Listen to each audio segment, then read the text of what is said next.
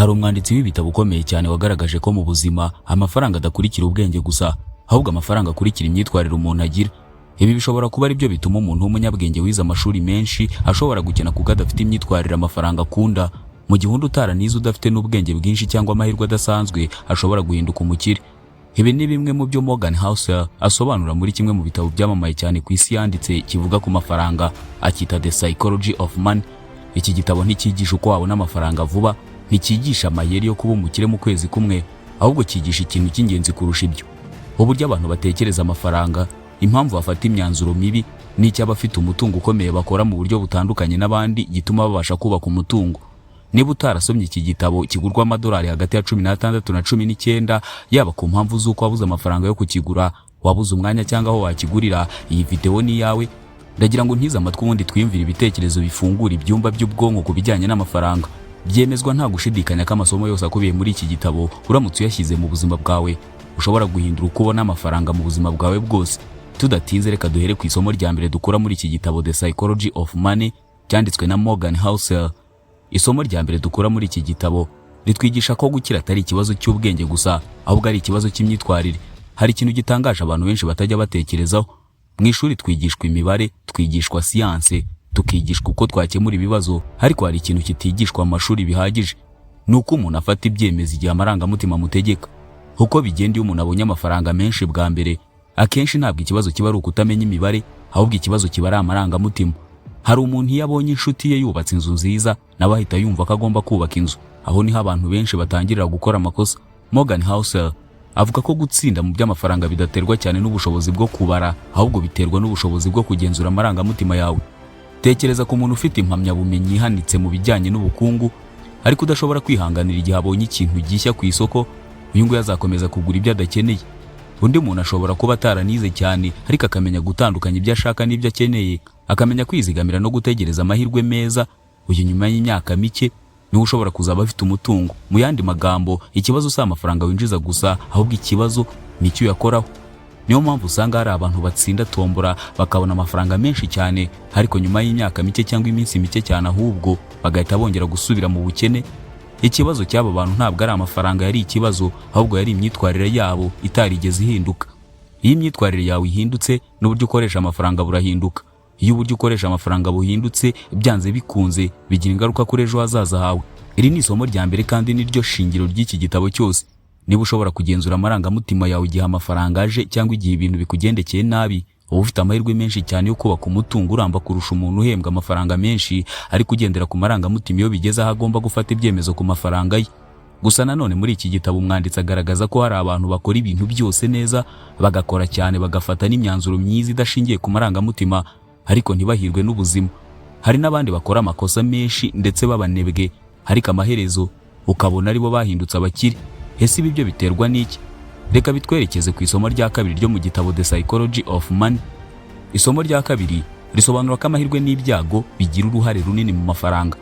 Hari igihe tubona umuntu wabaye umukire tugahita tuvuga tuti yabigezeho kubera ko yakoze cyane, hakaba n'igihe tubona undi wahombye tukavuga tuti yakennye kubera ko yari umunebwe cyangwa se atatekerezaga neza. Ariko Morgan Housel avuga ko ubuzima butoroshye gutyo, ndetse rimwe na rimwe butajya bukwereka impuhwe na nke, nubwo waba warakoze byose byari ngombwa.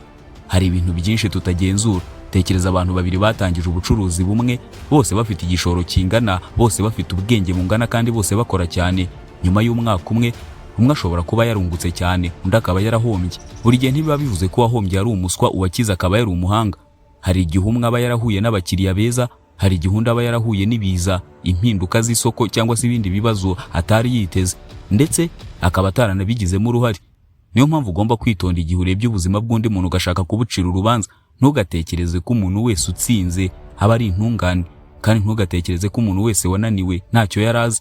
Hari igihe amahirwe n'ibyago bigira uruhare runini cyane, ariko se niki wakora niba amahirwe atagenzurwa kandi ukaba ushaka gutera imbere? Morgan Housel avuga ko utagomba kugerageza kugenzura amahirwe, ahubwo ugomba kugerageza kugenzura imyanzuro yawe. Niba buri munsi ufata ibyemezo byiza, uko igihe kizagenda gihita amahirwe azabona hagusanga. Isomo rya gatatu nuko abantu benshi bashaka kugaragara nk'abakire, ariko abatunze umutungo bo bashyira imbere kuwubaka. Uramutse uhuye n'umuntu utwaye imodoka ya miliyoni 100, ako kanya wahita utekereza ko uwo muntu ari umukire. Ikintu udahita umenya nuko ashobora kuba yarayiguze mu nguzanyo, akaba yishyura buri kwezi amafaranga menshi anamuremereye, ashobora no kuba nta mafaranga yizigamiye kuri konti. Morgan Housel avuga ko bene uwo muntu aba atari umukire, ahubwo abategekwa n'amarangamutima amusunikira mu gushaka ko abantu babona ko ibye byakemutse. Aha niho iki gitabo gitandukanye ibintu bibiri abantu benshi bitiranye. Kugaragara nk'umukire ntabwo ariko kuba umukire mu by'ukuri. Abantu benshi bakoresha amafaranga yabo bagura ibintu abantu babona, imodoka nziza, telefoni ihenze, imyenda y'ibiciro bihanitse. Morgan Housel avuga ko umutungo nyawo ari ibintu abantu badashobora kubonesha amaso. Umutungo nyawo ntabwo ari ibintu abantu babonera kuri Instagram, ntabwo ari ibyo babonera ku muhanda cyangwa ku mafoto. Ni amafaranga utarakoresha, abantu batazi ko unagira. N'ishoramari rikomeza gukura, ni umudendezo wo kubaho udahangayikishijwe n'ukwezi gutaha. Abantu benshi bakoresha amafaranga kugira ngo bashimishe abantu batazi, rimwe na rimwe baba batanabitayeho. Isomo rya kane dukura muri iki gitabo ni imbaraga z'igihe n'impamvu abantu bihutisha ubukire bahomba. Hari imvugo igira iti, abantu benshi basuzugura ibyo bashobora kugeraho mu myaka 20, ariko bagakabiriza ibyo batekereza ko bashobora kugeraho mu mezi 6. Iri ni rimwe mu masomo akomeye cyane muri iki gitabo. Uyu mwanditsi yatanze urugero rw'igiti kinini.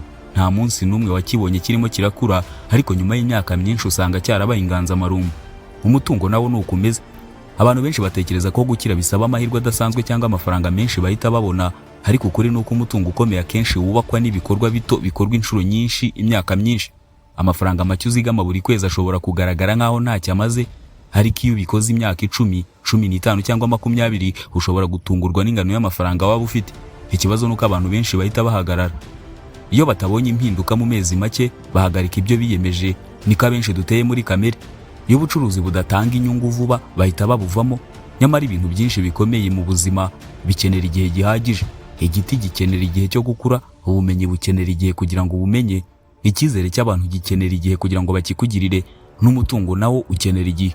Iyo ushaka gukira vuba cyane, ubushyize ubuzima bwawe mu kaga. Nibwo abantu bagwa mu buriganya, ni nabwo bashora amafaranga yose ahantu hamwe bizeye gukuba 2 mu cyumweru. Akenshi ibyo birangira babuze nayo bari bafite.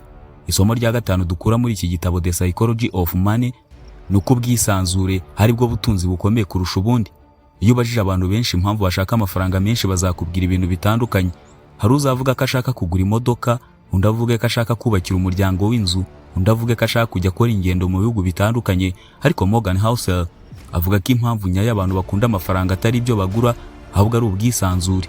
Ni ubwisanzure bwo guhitamo, ubwisanzure bwo gukora akazi ukunda, ubwisanzure bwo kuvuga oya ku bintu udashaka, ubwisanzure bwo kumarana igihe n'umuryango wawe mu gihe ubishaka, ubwisanzure bwo kutabaho utegereje umunsi wa nyuma w'ukwezi kugira ngo ubone amafaranga.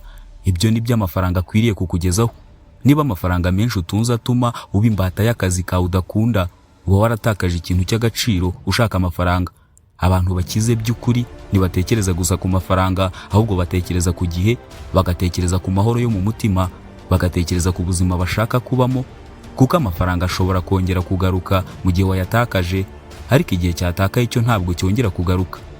Isomo rya 6 dukura mu gitabo The Psychology of Money nuko kugereranya ubuzima bwawe n'ubw'abandi hari umutego ukomeye cyane uguheza mu bukene. Mu gihe cy'imbuga nkoranyambaga biroroshye cyane kumva ko abandi bose bari gutera imbere kukurusha. Inshuti yawe yaguze imodoka, yubatse inzu, cyangwa se akajya mu mahanga. Ibyo byose urara ubimenye, ndetse akenshi ukifuza kubaho ubuzima bwiza wirirwa ureba abandi bashyira kuri internet. Ariko hari ikindi kibazo utajya ubona. Ubona igice gito cyane cy'ubuzima bwabo. Ntubona amadeni bafite, ntubona ibibazo bahura nabyo mu buzima bwabo bwa buri munsi, ntubona amajoro barara badasinziriye, ntubona ubwoba bafite. Wowe ubona ibyo bahisemo kukwereka ku mbuga nkoranyambaga gusa. Iyo uhora wigereranya n'abandi rero, irari ryawe cyangwa kwifuza kwawe ntibigira iherezo. Iyo uguze telefone nziza, nyuma y'ukwezi ukabona mugenzi wawe yaguze indi iruta iyawe, uhita wumva ko iyawe iciriritse cyane. Iyo witwara utyo, ubuzima buhinduka isiganwa ridafite umurongo wo gusorezaho. Morgan Housel atwibutsa ko umuntu utanyurwa n'ibyo afite adashobora kunyurwa n'ibyo azabona ejo. Kunyurwa si uguhagarika inzozi zawe cyangwa se guhagarika kurwanira ibyo ushaka, ahubwo ni ukumenya aho uhagararira, ni ukumenya kuvuga uti ibi mfite birahagije, reka nkomeze kubaka ejo hazaza, aho guhora niruka inyuma y'ibyo abandi bafite. Isomo rya 7 dukura mu gitabo The Psychology of Money ni ukumenya neza igihe ukwiye guhagarara. Hari ikintu kimwe cyangije ubuzima bw'abantu benshi bari bafite amafaranga menshi. Icyo si ubujiji, ahubwo ni ukutamenya igihe cyo kwemera ko ibyo bagezeho bihagije. Mu mateka hari abantu benshi bari basanzwe bafite amafaranga ahagije yo kubaho ubuzima bwiza, ariko kubera kwifuza ibirenze ibyo bari bafite, bishoye mu byago bikomeye cyane. bashoye amafaranga yabo yose mu mishinga bafite icyizere cy'inyungu nyinshi, bafashe imyenda minini, bagerageje gukuba kabiri umutungo wabo mu gihe gito, amaherezo batakaza n'ibyo bari bafite byose. Morgan Housel avuga ko rimwe na rimwe uburyo bwiza bwo gukomeza kuba umukire atari ugushaka byinshi kurushaho, ahubwo ari ukurinda ibyo usanzwe ufite. Niba ufite ubuzima butuje, umuryango mwiza, amafaranga ahagije yo kwita ku byo ukeneye, n'ejo hazaza hari icyizere, ibyo ni umutungo ukomeye kurusha uko abantu benshi babitekereza. Irari ridafite iherezo rituma umuntu ahora yumva hari icyo yabuze, ariko umuntu uzahahagararira niwe ushobora kubaho ubuzima burimo amahoro. Isomo rya 8 dukura mu gitabo The Psychology of Money ni ukutagerageza guhanura ejo hazaza, ahubwo ukahitegura. Abantu benshi bamara igihe kinini bagerageza kumenya uko ubuzima buzaba bumeze mu myaka iri imbere. Batese ubukungu buzazamuka, ese isoko rizagabanuka, ese ikoranabuhanga rizahinduka rite? Ukuri nuko nta muntu ubizi, n'abahanga kurusha abandi bakunze kwibeshya. Niyo mpamvu iki gitabo kitugira inama yo kutubagira ubuzima ku guhanura ejo hazaza, ahubwo tukabwubakira ku kwitegura ibintu bishobora kubaho. Ibyo bisobanura kugira amafaranga y'ubutabazi wizigamye, kwirinda imyenda irenze ubushobozi bwawe, kubaho ku buryo niyo habaho ikibazo gikomeye utahita usenyuka burundu. Ubuzima buzahora buzana ibintu tutateganyije, ariko umuntu witeguye ntabwo ahangayika cyane nk'utariteguye. Niba hari isomo rikomeye kuye gukura muri iki gitabo The Psychology of Money, si ugukira vuba, ahubwo nuko amafaranga ari ingaruka z'imyitwarire yawe mbere yo kuba ingaruka z'umushahara wawe. Ntabwo ugomba kuba umuhanga kurusha abandi, ntabwo ugomba kuvuka mu muryango ukize, nta nubwo ugomba kugira amahirwe adasanzwe. Icyo ukeneye ni ugufata ibyemezo byiza, ukabikora inshuro nyinshi kandi ukabikomeza igihe kirekire. Niko umwanditsi Morgan Housel atubwira. Atirinde kugura ibintu kugira ngo ushimishe abantu, ihanganira urugendo, hagacira igihe, koresha amafaranga nk'igikoresho cyo kukugeza ku bwisanzure, aho kuyagira igikoresho cyo kwiyereka abandi. Iyo ukoze ibyo bintu byose buri munsi, imyaka izakora imirimo yayo. Hari amagambo ashobora kuvugwa mu nteruro imwe, ariko agahindura ubuzima bw'umuntu. Gukira si ikibazo cyo kubona amafaranga menshi, ni ikibazo cyo kumenya uko witwara igihe uyabonye. Murakoze cyane kuba mwabanye natwe kugeza ku musozo.